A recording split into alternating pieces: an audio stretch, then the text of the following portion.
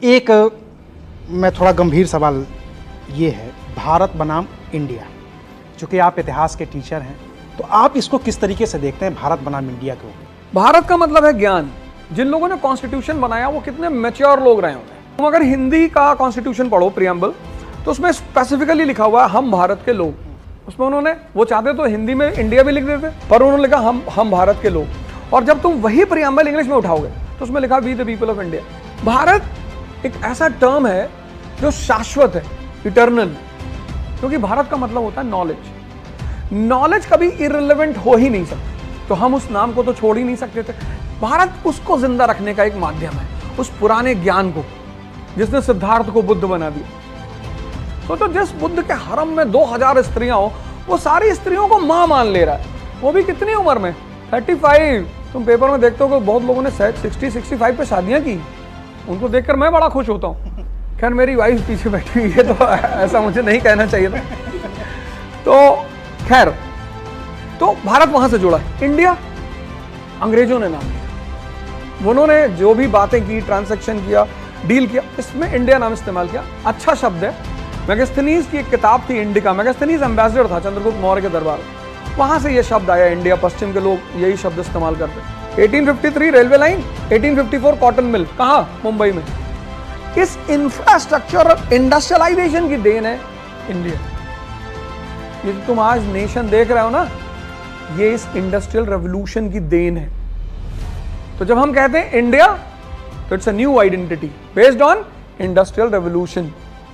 आज Elon Musk को पीछा कर रहे हो सब, Elon Musk, Elon Musk, Elon Musk, ऐसे 100 इंडिया में भी तो होने चाहिए। आज तुम जो लड़कियां यहां आगे बैठी हो, किसकी वजह से बैठी हो? कैपिटलिज्म की वजह से, इंडस्ट्रियल रेवोल्यूशन की वजह से। 2000 साल पहले की हिस्ट्री उठाओ, फिर देखो वुमन की कंडीशन। आज अफगानिस्तान में देखो, छोड़ो हिस्ट्री, आज अफगानिस्तान में वुमन की कंडीशन देखो। इंडस्ट्रियलाइजेशन नहीं है, तो वुमन को इकोनॉमिक इंडिपेंडेंस नहीं है। क्योंकि इकोनॉमिक इंडिपेंडेंस नहीं है, तो सोशल इंडिपेंडेंस कैसे होगी?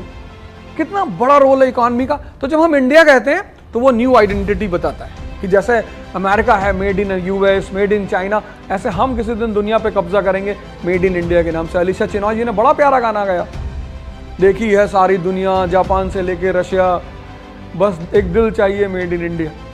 तो India is a symbol of new identity and Bharat is a symbol of knowledge, the old treasure of India. तो मेरा मानना है कि जो लोग कॉन्स्टिट्यूशन लिख के गए थे, वो तो इतने पढ़े लिखे लोग थे।